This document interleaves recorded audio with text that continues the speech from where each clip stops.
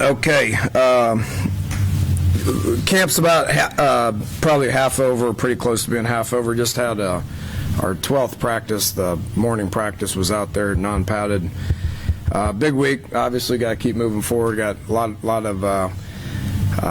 of improvement needs to be made on all three sides of the ball. Happy with where we're at this point, but you know, halfway into camp, that just means that we got a long ways to go. So we will have 6 afternoon practices that will be regular afternoon practices. As I mentioned the last time we were together, that we were starting to get into situational work and have had 2 red zone, score zone days, and which third downs are kind of the same deal as red zone, score zone. So started to introduce a lot of the situational stuff. Started to introduce a lot of the tempo stuff. Obviously, in the Big 12, we're going to have to not only be able to play fast, which is what we like to do offensively, but we have to be able to defend that as well. So in addition to the situational stuff, and we started doing a lot of tempoing and defending tempoing, which puts people in situations that they have to think quick and they got to be able to react. And we have a long ways to go to be functional offensively, defensively when it comes to a tempo. So that's kind of where we're at. Still a lot of position battles that are ongoing, that will be ongoing all through this week. Not making any decisions on any of the starters or any of that at this point. We want to, anytime you have 6 more practices in a whole week of camp, and things can change pretty drastically. Guys have good days, guys have bad days. You're looking for guys that consistently can put a couple of good days together, which we're starting to figure that out, who those guys are. And if the guys have a bad day, then they need to regroup pretty quickly if they want to be in the hunt for a starting job or a backup role. So that's where we're at. Happy with where we're at. So open it up to some questions. Dana, besides quarterback, what other just positions do you think are the biggest questions in your mind in terms of battles? Corner. As we've talked a lot about corners, corner play. Travis Bell's transitioned, I think, very well. Icky Banks is playing probably as good as anybody. Daryl Worley's a guy that's got a tremendous amount of upside. Avery Williams is coming off of a year's worth of a neck injury, so he's getting better every day. Brandon Napoleon's maturing. Broderick Jenkins is kind of the veteran of the group, whether he can hold the younger guys off or not. So I think we got 6 quality guys there that need to continue to get better. Playing in the Big 12, the receivers are good. Lost a lot of good ones last year, and everybody's like, the Big 12 is minus a lot of star power. Well, that's not true. Nobody knows who they are yet. Big 12 is going to have plenty of receivers that can play, and that's a position that's challenging. So we got to get guys that are confident and obviously better than what we were playing with last year. Safeties, I think we're fine. Everything else is. You can say, well, receivers, we got a lot of bodies there, but it's the same thing at receiver as it is at corner. You got to find out who the guys are that are ready to take the next step. Don't know who that is yet.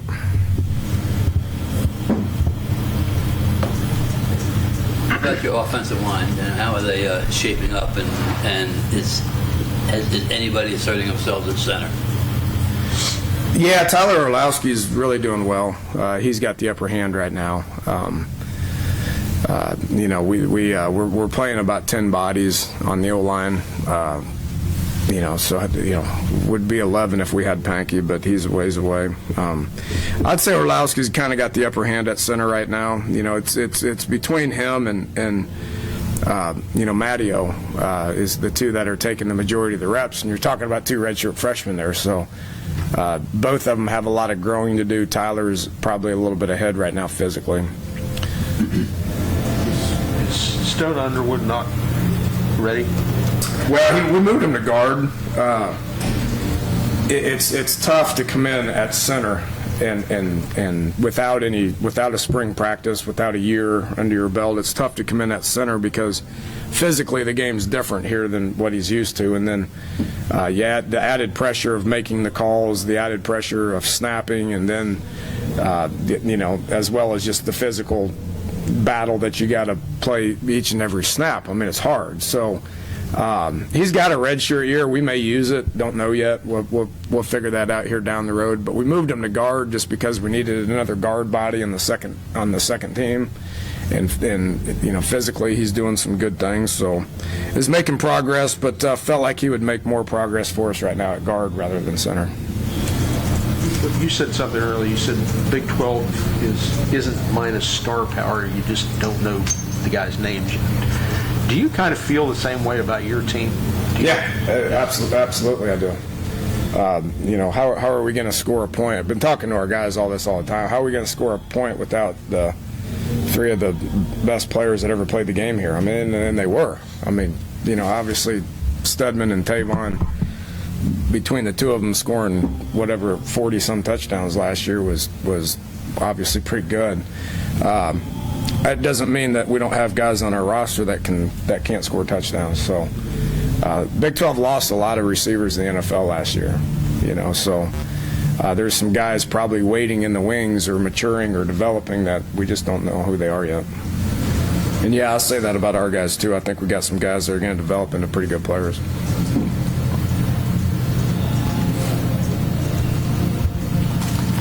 Thoughts on decision making from your quarterbacks? Where are they at right now?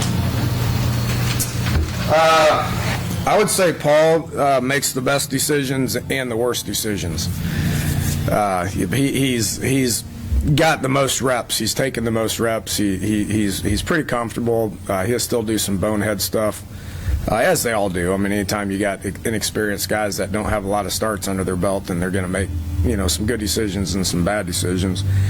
Ford continues to get better. Had his best day on Saturday that he's had since he's been here. We took, I think, about 45 live reps from the red zone in, moved the ball, and he had his best day since he's been here. Made some really good decisions, some good throws in the right situations to get the ball in the end zone.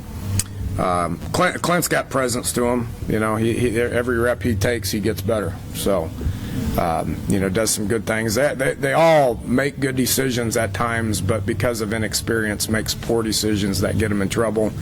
The guy that probably reduces the poor decisions will be the guy that wins the job, because I think they're all capable of being pretty good. Say Paul makes the best decisions and the worst decisions, which kind of leads you to believe that maybe he's kind of a risk taker. Is there a fine line there between trying to eliminate those mistakes and curbing his aggressiveness? There's a fine line, because the Texas gunslinger mentality. I mean, you don't throw for 4,500 yards in a senior season without not being able to take some risks. So, but you don't want to handcuff them either, because if you handcuff them and not give them the ability to be able to make decisions and pull the trigger, then they're going to play. We don't want to get them to the point to where they're afraid to make a mistake. I mean, that's not what we do offensively. So we point out the bad decisions and say you should have done this instead. Because obviously, if you make some risks or make some decisions and they result in turnovers, then you're not going to win football games. And that's the start. That's the start. I mean, the quarterback that doesn't make the bad decisions and turn the ball over is going to be the guy that has a chance to be the guy. I think that's probably the same each and everywhere. That I don't care what offense you run. I don't care where you're at. The quarterback that takes care of the ball and puts the guys in position to be successful are guys that are going to be your quarterbacks. Dana, along those lines, Ford hasn't played, and for lack of a better phrase, he doesn't know any better, so he's going to let it loose because he hasn't had the negative side of some things. Can that be a good thing for him in this? Because rather than him thinking or hesitating, he'll let it go, and maybe it works, maybe he learns from it, he only makes a mistake once. Well, you can figure that out in practice, I think. I mean, just because he hasn't played in games yet, I think Paul's limited experience that he has in games. Clint's played in just a handful of games, so he's got limited experience in games, especially in our offense. So I view them all the same. I don't give any of them the upper hand to win the job based on whether they've played in a couple of games or whether they haven't played in a couple of games. I've said since day one that the guy that produces and plays the best in the practices and the situations that we put him in is going to be the guy that we go with come game one. So I don't take anything in account for what's actually happened on games for the last couple of years. It's all based on what they do in these situations that we put them in. How much is installing or introducing tempo, how much does that sort of things out? And if you have a guy who physically can make all the throws and decisions, but he's not as good as tempo, would you favor somebody who maybe isn't as good with the throws and decisions, but has a handle on the tempo? It will play. It will play some, in making the decisions. I mean, when you go fast, if you're able to handle it without, forgetting things or, making poor decisions, yes, that does bring some things to light. And we'll continue to put them in those situations here this week. Dan, you talked about the Texas gunslinger attitude or whatever.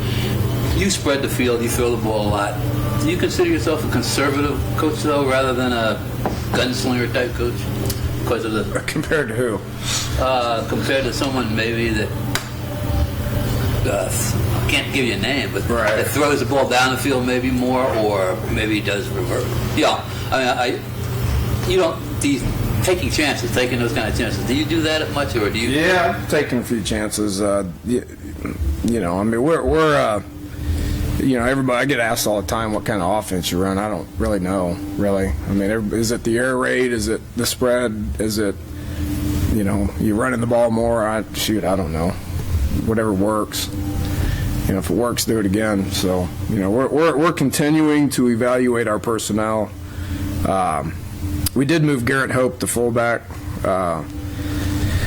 Eli Wellman's doing really good. Adjusted to the game pretty good, but he's much like Cody, where you tell him to go block back on the defensive end. He'll do it 48 times in a row for you and crack his head open if you let him. So we moved Garrett there to be able to alleviate some of that. So. We want to be physical. We want to run the ball. We want to be able to spread it out with 4 and 5 receivers and throw the ball. How much we do of each and every one of them kind of depends on what kind of success that we're having. So our offense can look like an old school pro style offense at times, but it can also look like a air raid, spread it out, play with tempo sort of thing. So I think you got to figure out what you're good at and just kind of start focusing on that. And I haven't figured that out yet. Danny, you mentioned Garrett Hope and Stone Underwood. Have you moved anybody else around that you can think of? No, other than maybe like inside backer to outside backer or inside receiver to outside receiver. Nothing drastic from offense to defense or vice versa. And have you given much thought as to what the 8th official will do in regard to how you want to go tempo-wise, because it would seem as though that's going to allow you to go quicker? It will. When we experimented with it in the, I don't remember if it was a spring game or if it may have been the spring game or one of the scrimmages prior to the spring game. They brought their crew. The Big 12 brought a crew, and we had the 8th official out there. And I was out there, if you remember, too. I was out right behind the quarterback calling sacks, and so I was kind of watching how it unplayed, how it was in the back judge or who's the guy behind the quarterback? Is he the back judge? I always get those guys mixed up. But the referee. Okay, yeah, you guys know more about I ignore these guys, but the guy that's sitting behind the quarterback, the guy that usually spotted the ball. I mean, I felt so bad for that guy at times over the last couple of years because, he'd have to hold it or he was getting out of there and we're snapping it, and then he can't sit there and focus on what's going on, So watching it in the spring, and we tempoed a good bit that specific day, whether it was the spring game or the previous one. He was just back, and I was talking to him the whole time. He's like, man, this is going to be great because he can help dictate when there's subs, when there's not subs, if the guy needs to get out of there. Focus more on false starts, focus more on misalignments, have his wits about him as far as protecting the quarterback or holding calls. I think it's just going to be more efficient. From a tempo aspect, is it going to allow us to play faster? I felt like you could play pretty fast regardless if there were 7 out there or 8 out there, but I think they're going to make better decisions. It'll help them make better decisions. Fully support it. How's that going to work for non-conference games? Again, I don't think it will affect anything that we do, trying to snap the ball, we're still going to play the same game that we always play. But when we're in conference, I think we're going to see that they're going to make better decisions because they're going to have their wits about them, as opposed to being rushed and hurrying up and getting out of the huddle or whatever it is. So you think it's going to be more of a matter of efficiency, Yes. officiating, rather than increasing the tempo? Because they're Correct. snapping some plays off within 9 seconds in certain places. Yeah, I think you can do that regardless. I mean, the Big 12 allows you to do it. The SEC probably is going to be a little bit slower getting out from over the ball. I think they can see pretty quick. I mean, I don't ever try to sub and go fast. I don't try to break that rule. But if we want a tempo, then we're going to keep the people in the game. As soon as the snap's over, they're going to know that they're going to hurry up and line up, and we're going to snap the ball as soon as we can, which will be, somewhere between 10 and 15 seconds. That to me is easy, and I don't think it matters if there's 7 or 8 guys out there. But I do think that we're going to get better play. It's a great song, by the way. When they play everything in the weight room, it just floods in here, and we can listen and enjoy it. I don't even know why they have these speakers in the corner over here. We just tell the weight room to play the music. We showed this video to our team this morning, too. It's a great video. Did I sing it? Boys of Fall? Come on, you haven't seen that? I tell you, it's the very last picture is Bear Bryant. He says his team, he goes out there and he puts his hat on, he looks at the chalkboard, final little thoughts before he goes out onto the field. And so I asked our team, I said, how many of you guys know who this last guy was? And about 10 to 15% of our team raised their hand. I go, you got to be kidding me. 85% of our team didn't know who Bear Bryant was. Just got to educate them. What do you think Bear Bryant would think of the football that you play? Successor doesn't like it very much. It'd probably blow his mind. Probably, it's quite a bit different. Yeah, it's probably pretty different. Yeah. So. All right, thanks, Coach. All right, appreciate it, guys.